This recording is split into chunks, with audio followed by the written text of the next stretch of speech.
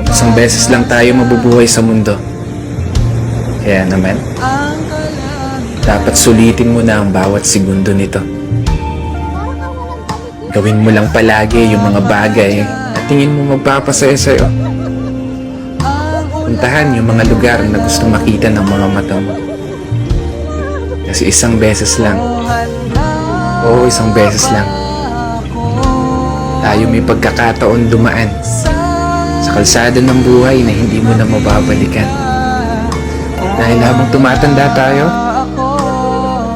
meron tayong isang bagay na malimit na kakaligtaan. Yun ay maglaan ng oras para sa sarili nating kaligayahan. Kasi karamihan sa atin, puro trabaho na lamang nasa isip. Sa pagtulog na lang dinadaan yung pahinga habang namamasyal sa panaginip. At paggising, trabaho ulit hanggang sa hindi mo na magawang masulit kahit man lang saglit.